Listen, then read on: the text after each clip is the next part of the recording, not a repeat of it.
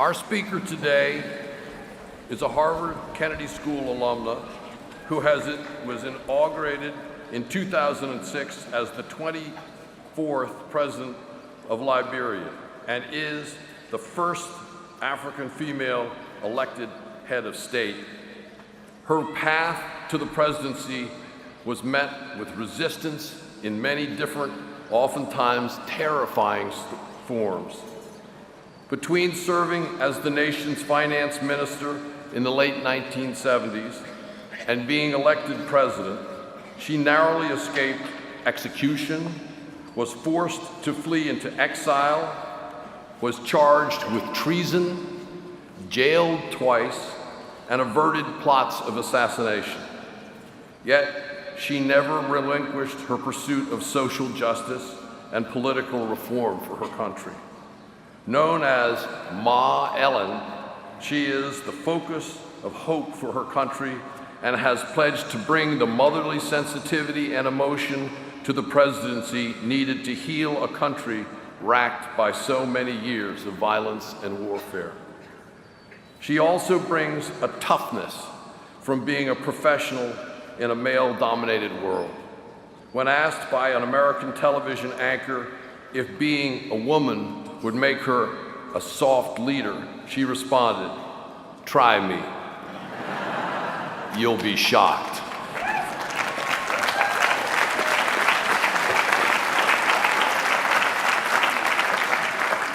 She continues to face the undaunted tasks of revitalizing Liberia's collapsed economy, reducing its national debt, and reforming its international reputation.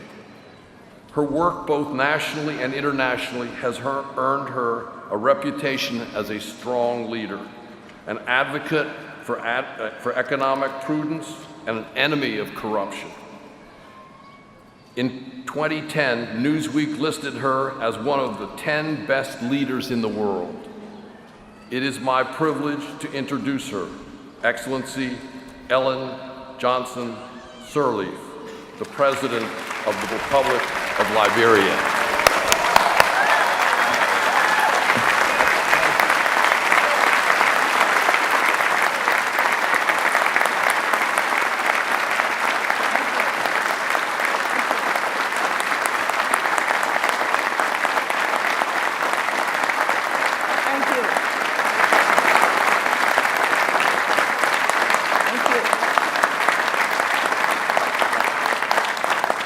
Thank you so much.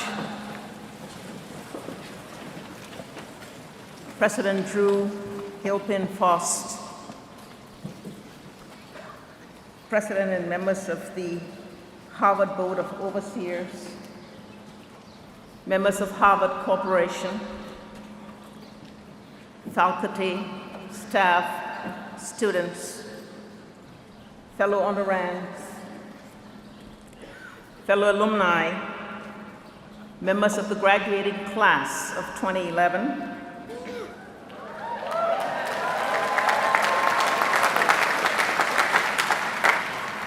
parents, family, friends, distinguished guests, ladies and gentlemen.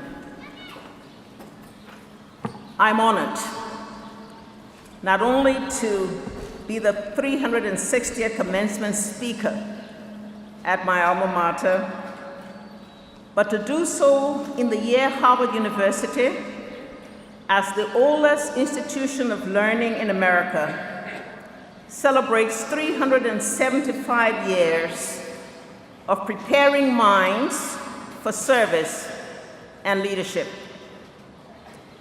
Thank you for the invitation, and congratulations to you, Dr. Faust, the first female president of Harvard University.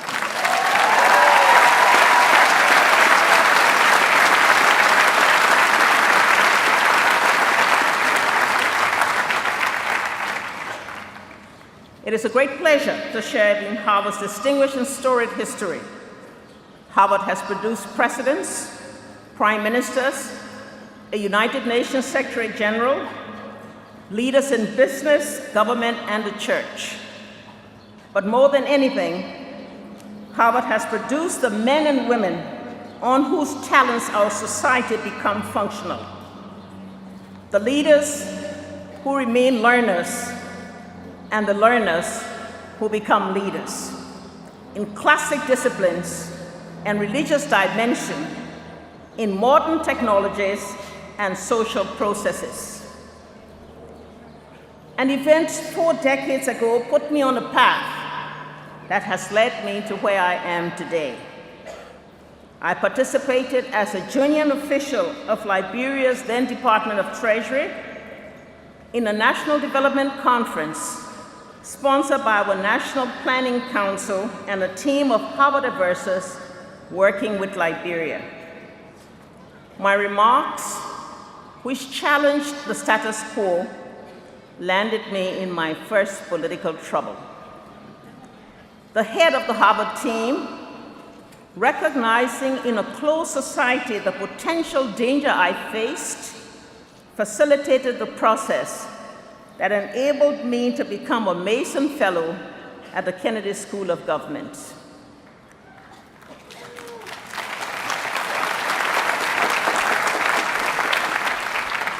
The Edward S. Mason program provided me with the opportunity to study a diversified curriculum for a master's degree in public administration. Perhaps more importantly, in terms of preparation for leadership, the program enabled us to learn and interact with other fellows and classmates who represented current and potential leaders from all continents. I readily engaged with that opening, thrilled to be among the world's best minds, yet overwhelmed by the reality of being a part of the world's most prestigious institution of learning. As a result, I did things that I should have done, like studying hard, going to the stacks to do the research for my papers and better knowledge of the history of my country. I'm glad there's so many people in here that, like me, know what the stacks were. Those were those isolated things that contain books, which people used to read and others used to write before Google Scholar was created. I also did things I should not have done, like exposing myself to frostbite when I joined students much younger than me to travel by bus to Washington, D.C. to demonstrate against U.S. involvement in the Vietnam War.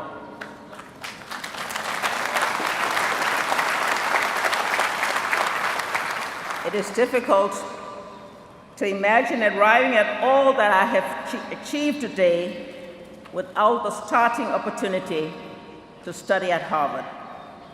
It is therefore for me a profound honor to be counted as an alumni. I speak with utter gratitude and humility when I salute my fellow graduates who share the rich Harvard heritage of academic excellence and truthful pursuits.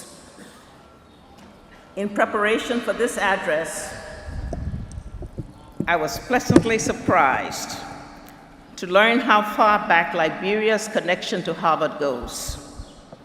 The establishment in 1862 of Liberia College, now the University of Liberia, the second oldest institution of higher learning in West Africa, was led and funded by the trustees of Donation for Education in Liberia.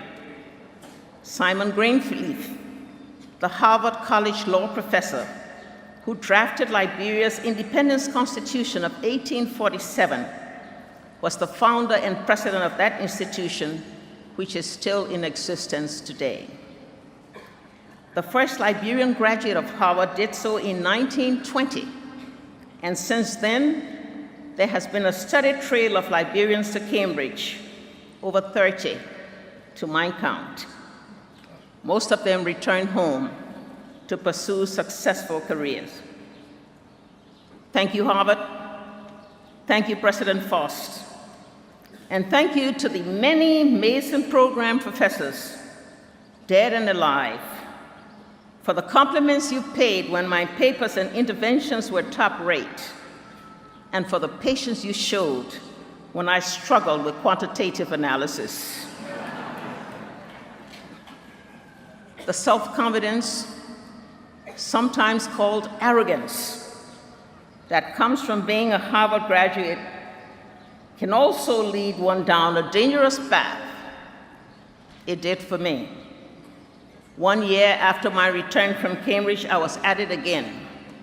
In a commencement address at my high school alma mater, I questioned the government's failure to address long-standing inequities in the society.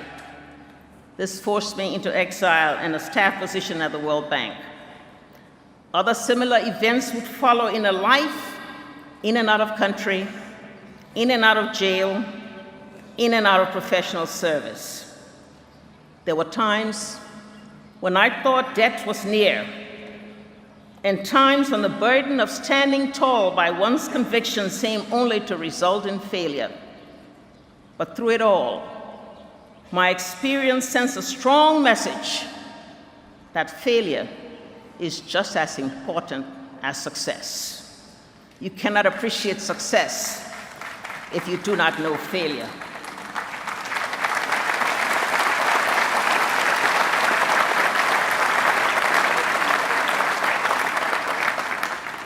Just yesterday, a student here. Today, I stand proud but humble as the first woman president of my country, democratically elected.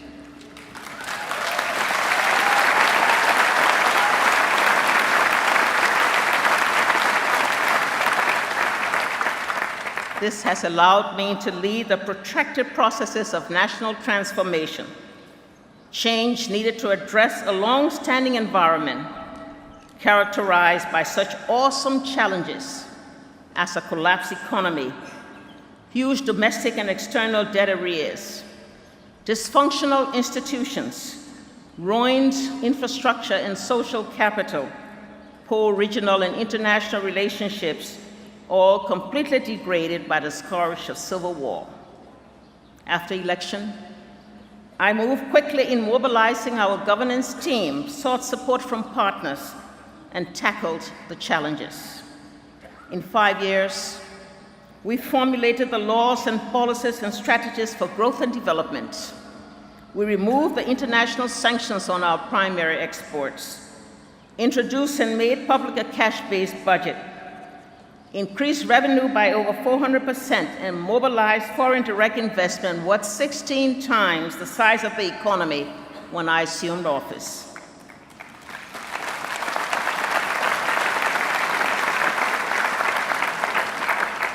We built a small professional army and Coast Guard, moved the economy from negative growth to average annual 6%.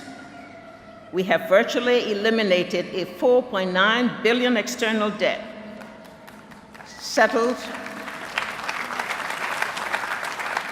a large portion of international institutional debt, and recrafted domestic arrears and suppliers' credit.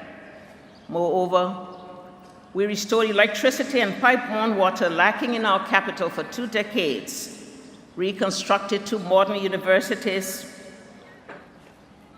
and referral hospitals, constructed or reconstructed roads, bridges, schools, training institutions, local government facilities throughout the country. We established and strengthened the pillars of integrity, brought back the Peace Corps. We mobilized financial and technical resources from U.S. foundations, sororities, and individuals for support of programs aimed at the education of girls, the empowerment of adolescent youth, and improved working conditions for market women.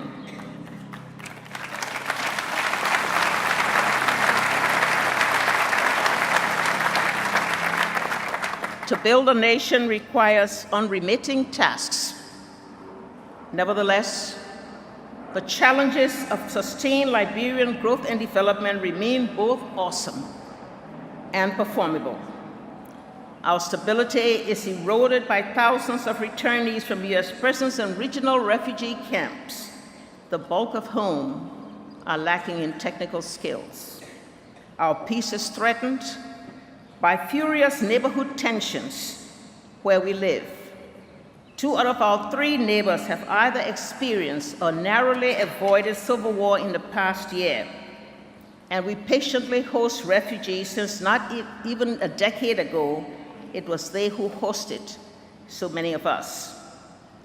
Implementation of our economic development agenda is constrained, not by funding alone, but also by slow project execution and low absorptive capacity. Plans to enhance performance in governance move slower than desired, due to long-standing institutional decay and a corrupted value system of dependency and dishonesty.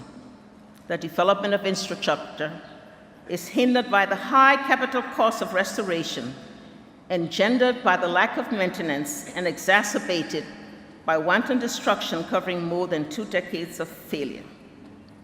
Yet, today, we are proud that Liberian children are back in school, preparing themselves to play a positive role in the new Liberian society. Our 7-year-olds do not hear guns and do not have to run. They can smile again.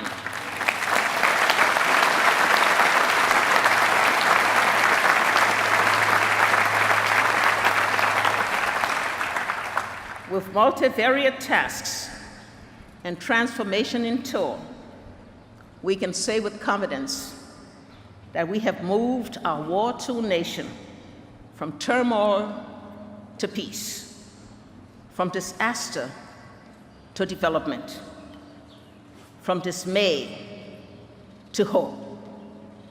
And in this, we are proud to note that it was the Liberian women who fought the final battle for peace.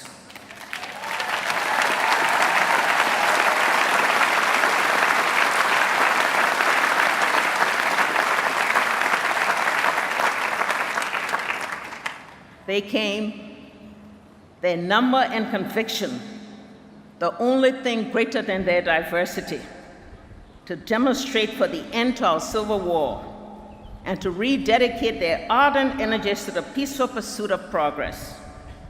I am therefore proud to stand before you as humbled by their resolute sacrifices to symbolize also the aspirations and expectations of Liberian women, African women, and I dare say women worldwide.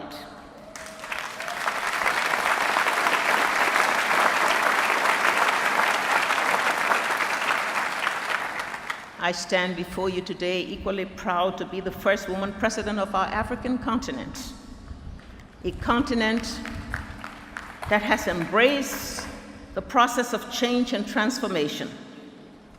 I'm proud that Liberia could once again become an elevated beacon of hope in Africa, an opportunity to join a few others as a post-conflict success story. Africa must no longer be regarded as a continent of countries with corrupt big men who rule with iron fists. It is no longer the dark continent in continual economic freefall, wallowing in debt, poverty, and disease.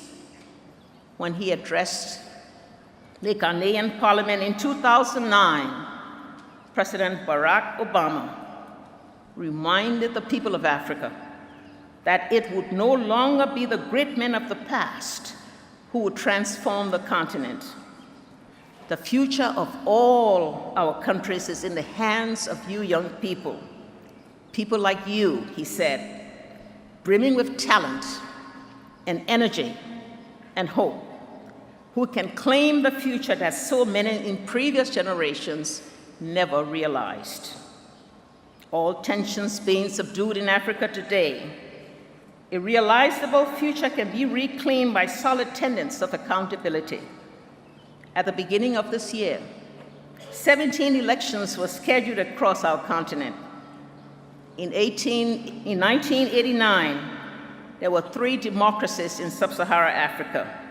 By 2008, there were 23. That, to me, is progress.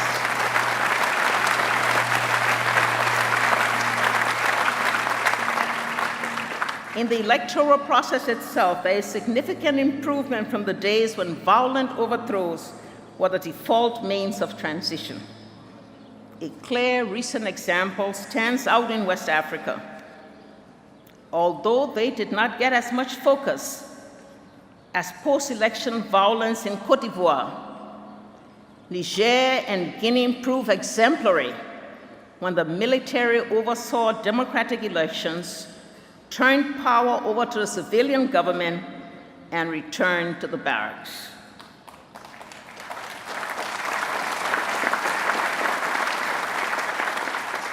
In the case of Côte d'Ivoire, the Economic Community of West African States and the African Union recognized a non-incumbent as the legitimate winner.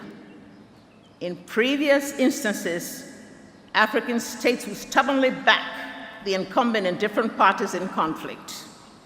Today, African states act in concert on many substantive issues, adopting a common African position and negotiating as one. That, for us, is progress. We are beginning to see evidence of a progressive environment, not merely in overall accountability, but also in the performance of the African economy and in the economic status of its people. The index of growth has been growing at over 5% over the past decade. A recent African Development Bank report measured the rise of the middle class in Africa, totaling 313 million out of 1 billion Africans. The countries experiencing exceptional growth in their middle class include Ghana, Mozambique, Mali, Tanzania, Cape Verde, Botswana, Burkina Faso, and Rwanda. The middle class is changing the face of Africa. Instability and years of conflict in Liberia have pushed us to the bottom of this table in terms of the size of our middle class. We are, however, preparing a development agenda that aims, through proper allocation of our vast natural resources, to graduate Liberia from development assistance in 10 years and to propel Liberia to a middle-income country by the year 2030. It will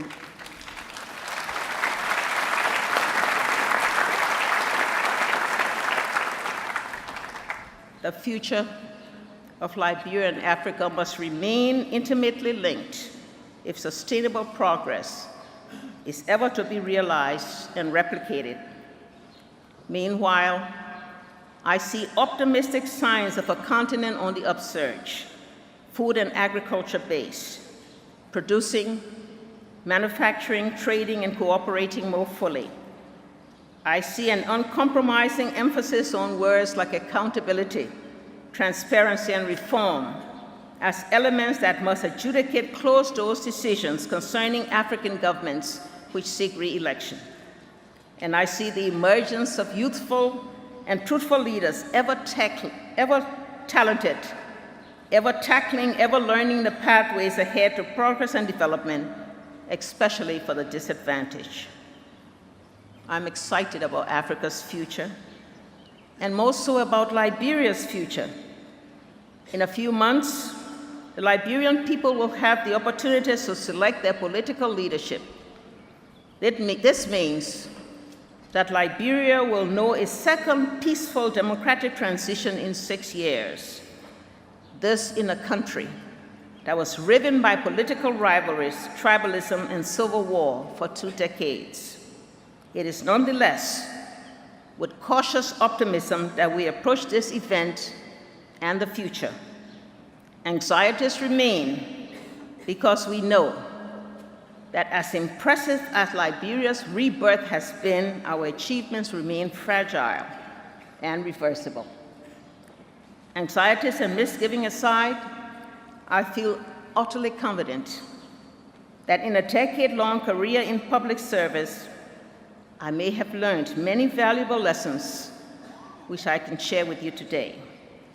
In my bumpy journey, I have come to value the virtues of hope and resilience.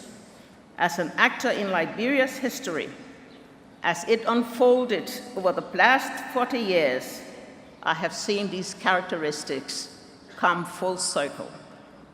I was there in the early 1970s, a decade after independence movement had swept across Africa. Back then, the future appeared full of endless possibilities. But I also witnessed the gradual descent into militarism, sectarian violence, and divisive ethnic politics. I witnessed our country engulfed in the fires of a civil conflict that raged for almost 2 decades. But in my witness, I have also been blessed with the opportunity to watch and participate as the nation rises out of the ashes of war to become a force for peace in West Africa. With cautious optimism, it is my hope that I will continue to lead this nation to consolidate and realize the abundant dividends of peace. As much as I have lived and experienced, dear graduates of today, what you will know and what you do will far exceed it. History, it seems, is speeding up. After graduation, you leave the relative security, predictability, and certainty of these wars for a world full of accelerated uncertainties. Across the globe, entire societies are being transformed, new identities forged, and national stories retold. People your age across the world are becoming increasingly vocal about how they are governed and by whom. Old templates of control have been overturned as states struggle internally with issues about national character and destiny. People who heretofore had no say in those conversations are asserting themselves and taking a place at the table with or without invitation. 10 years ago, information about the tragic events of September 11 came to us mainly through traditional media, radio, television, and CNN.com. There was no Facebook, no YouTube, no Twitter, and all the other social networking sites that my grandchildren now take for granted. In the intervening 10 years, young people like yourselves who graduated today have gone on to use technology to improve the overall quality of life and created wealth. In those 10 years, the world has become smaller and more connected. 10 years ago, the complex financial instruments of today would seem quaint to the hedge funds and investment banks of today. In those 10 years, our markets and our economies have become more swiftly connected and rapidly adjusted. Just 6 months ago, the Tunisian revolution began, leading rapidly and inexorably to fundamental change across North Africa and the Middle East. Could this have happened without digital social media or without heightened correlation of food prices across time and space? Could this have happened just 10 years ago with the same precondition but a different degree of connectivity? Can you imagine what the next 10 years will bring? The next 50? In the time before Friendster succumbed to Facebook, our world went through phases of transformation, and Harvard graduates, students, faculty, and commencement speakers have been key actors, writers, chronicles of those changes, quite impactful on Africa. Some, like US Secretary of State George Marshall, have stood in this very yard before a graduating class such as yours to propose a massive post-World War II plan for reconstruction. This would lead to a takeoff in global economic growth, rebounding Europe and rebounding Asia, both of whom have been catalyzing forces behind Africa's own recent progress. When President John F. Kennedy, another Harvard graduate, spoke to this audience in 1956 as a junior senator from Massachusetts, he pointed to 2 keystones for progress, namely scholarly objectivity and technological capability. He said, "We need both the technical judgment and the disinterested viewpoint of the scholar to prevent us from becoming imprisoned by our own slogans. In newly democratic societies, where ballots are marked with distinctive icons as well as names, since many voters remain illiterate, the danger for sloganeering political populism is only greater and can lead down the road of war, not just bad policy choices." Kennedy would go on to launch the Peace Corps, which has impacted the lives of millions throughout the world by bringing Americans across the ocean, teaching students and training teachers, and making our world a smaller place. Ralph Ellison, speaking at the 1974 commencement, told graduates and the alumni, "Let us not be dismayed. Let us not lose faith, simply because the correctives we have set in motion and you have set in motion took a long time." Ellison believed that despite the challenge, the chances for national regeneration was there. In the most recent past, Bill Gates, a famous Harvard attendee, has made our world smaller by having us all speak the same dialect, by connecting us electronically and opening doors that just one generation only seemed to belong to the realm of science fiction. Today, because of him, we are closer to living in a global village. With the election of Harvard graduate Barack Obama to the presidency of the United States, the face of American politics has been altered for good. His presidency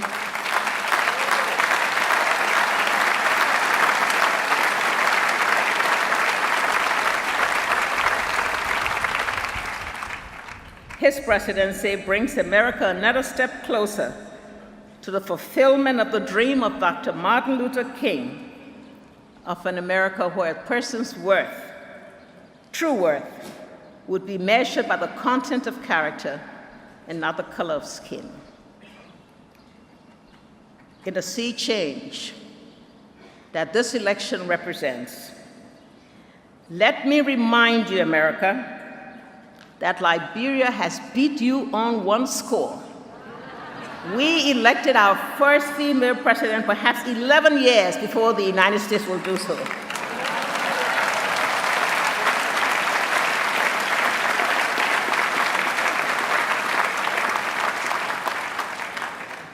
Today, I share more than a Harvard background with you. In a way, this is also a commencement year for me. Just as you end one joining today, graduates, and begin the next, so too I will in November. As my first term as President of Liberia comes to an end, I will be standing for re-election. The person who claims to be the strongest opposition contender is a Harvard graduate. But I want you to know that the incumbent, who is also a Harvard graduate, is determined to win in a truly free and fair process.